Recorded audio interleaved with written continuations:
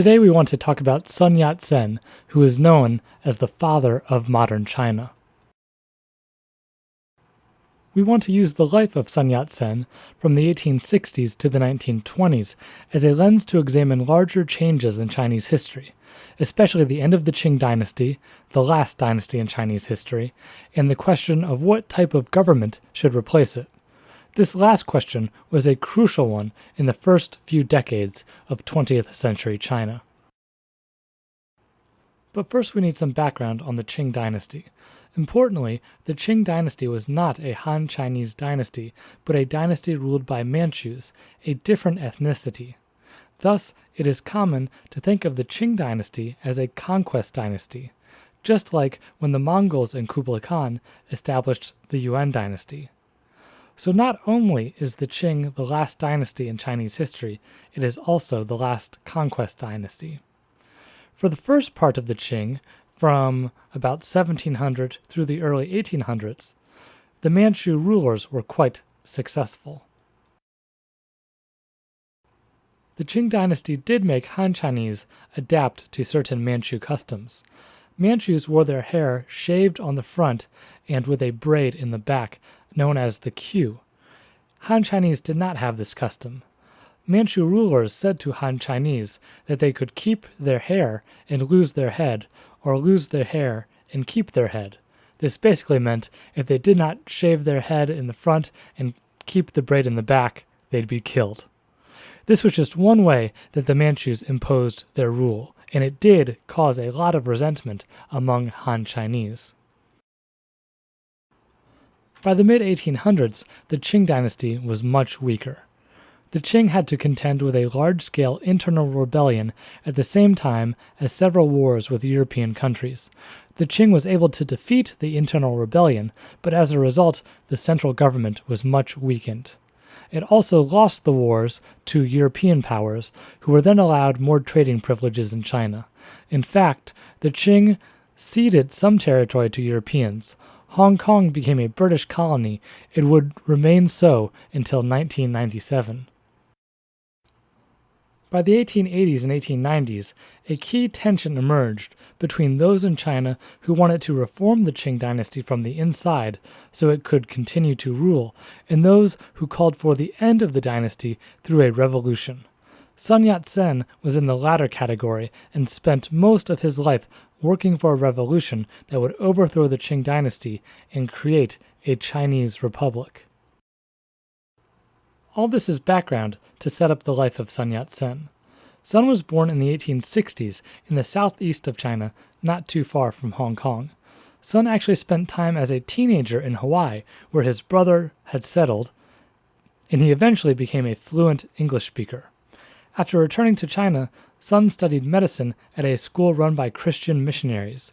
He completed this degree, but soon got involved with other young people in the southeast of China who wanted to overthrow the Qing dynasty. In the first decade of the 1900s, tension continued between those who wanted to reform the Qing dynasty and those who wanted to overthrow it. Sun, after being caught for plotting the overthrow of the Qing dynasty, actually spent most of this time in exile. During this 10-year period, Sun traveled around the world trying to secure financial and material support for his vision of revolution, going back and forth between the United States, Europe, and Japan.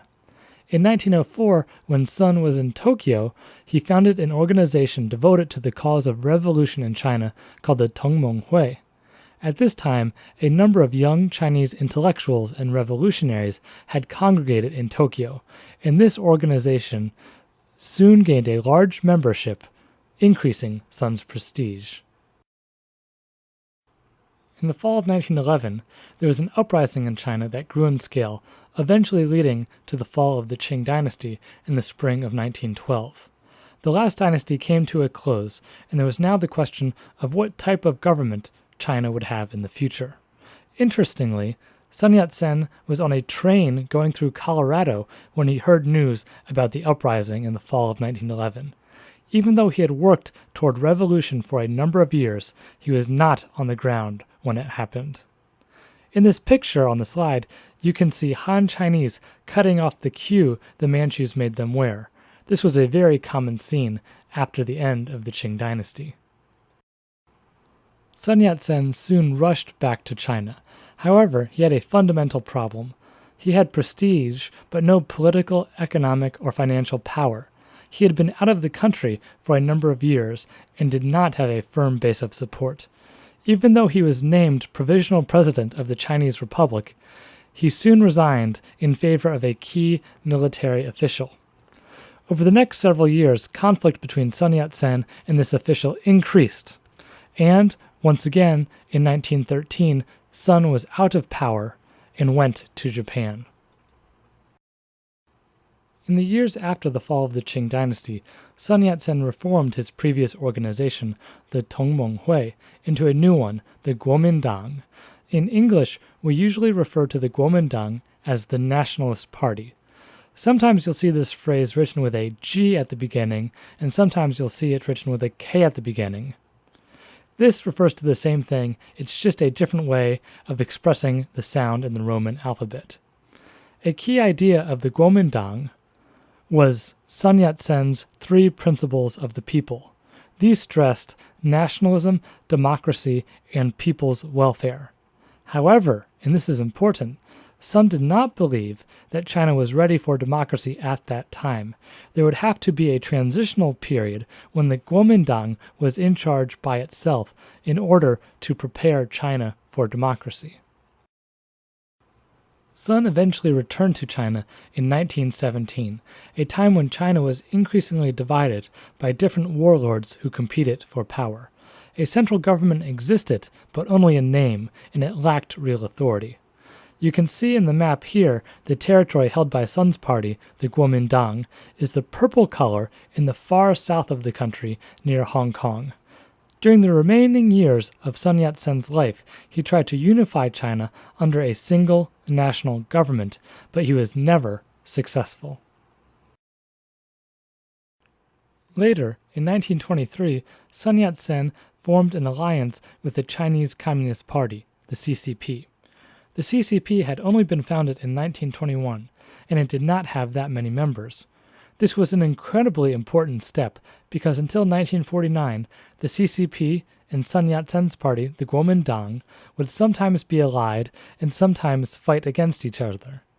Eventually, the CCP would be victorious, and in 1949 it established the People's Republic of China, and the Guomindang would relocate to the island of Taiwan off the coast of China. We'll talk much more about this relationship between the Guomindang and the Chinese Communist Party in another video on the Long March. The alliance with the CCP was one of Sun Yat-sen's last important decisions. In 1925, he died while traveling to Beijing in an attempt to form a national government through negotiations with various people competing for power. The picture on the right depicts Sun's death and was actually supposed to mirror the famous portrait of Abraham Lincoln on his deathbed after he had been shot. However, Sun died of natural causes.